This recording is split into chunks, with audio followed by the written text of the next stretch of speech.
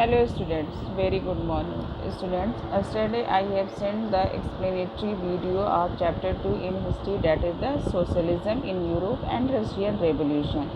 Students, today I am sending the rest part of the explanation of this chapter. It is the revision lecture part 3. So in this video I will explain the next topic, that is the Russian Revolution. So students, before explaining about the Russian Revolution, you should know that what is the intro of Russian Revolution. What is Russian Revolution? See on the screen, students. The Russian Revolution was like a firecracker with a very long fuse. The explosion came in 1917. Russian revolution जो था वो क्या था, एक fire cracker की तरह था। और ये फायर क्रेकर का जो एक्सप्लोज़न हुआ, विस्फोट कब हुआ? 1917 में। As the fuse had been burning for nearly a century. The cruel oppressive rule of most 90th century tsar caused widespread social unrest for decade। ये जो था रेवोल्यूशन 90th सेंचुरी में क्यों हुआ?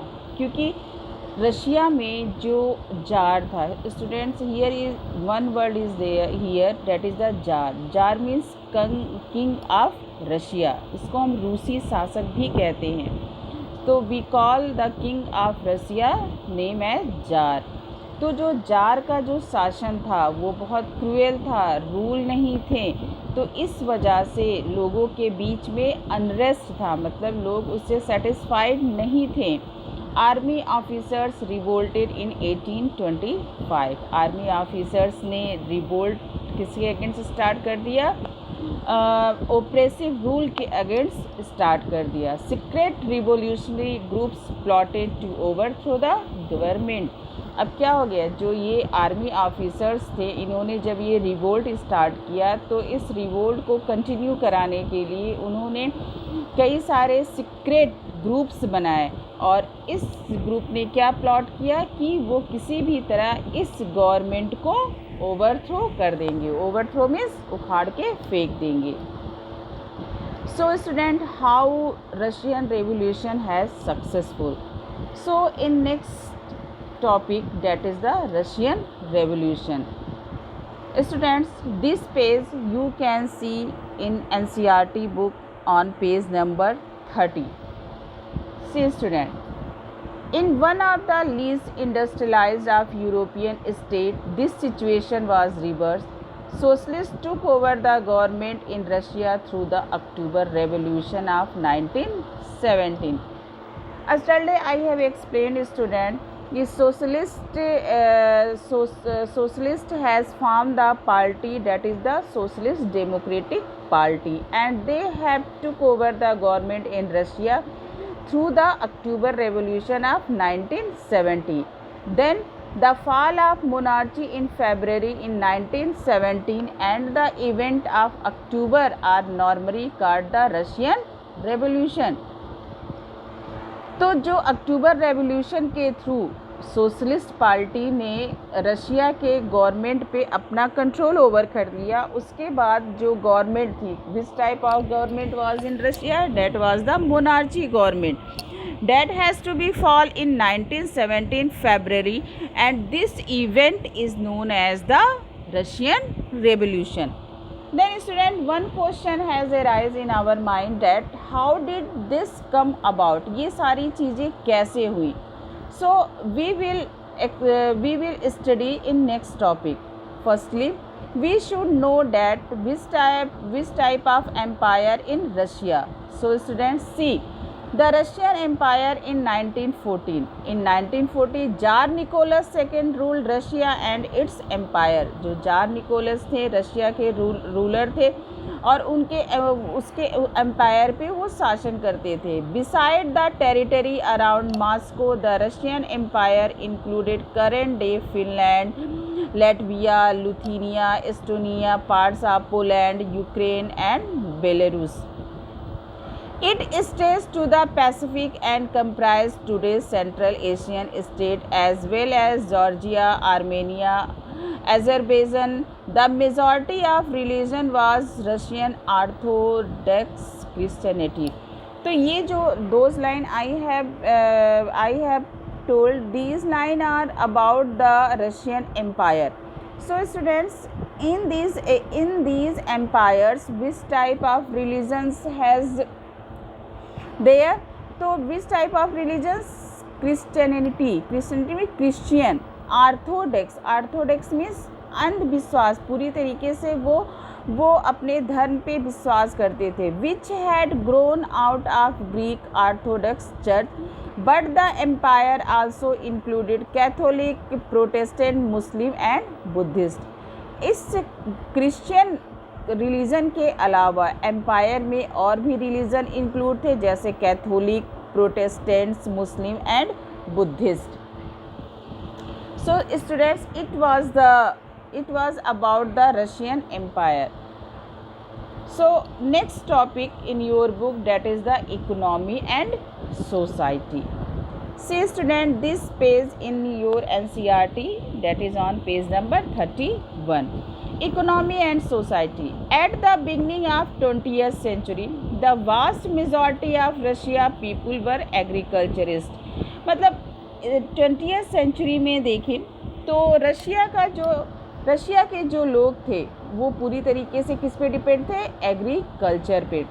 About 85% of the Russian Empire population earned their living from agriculture. Means we can say that 85% Russian peoples has depended for their livelihood on the agriculture.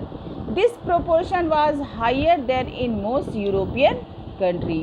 ये जो proportion था agriculture का Russia में, वो other European countries से क्या था? बहुत हाई था. For instance, in France and Germany the proportion was between 40% and 50%. अगर हम फ्रांस और जर्मनी की बात करें तो वहाँ पे जो एग्रीकल्चरिस्ट थे वो केवल 40% से 50% के बीच में ही थे.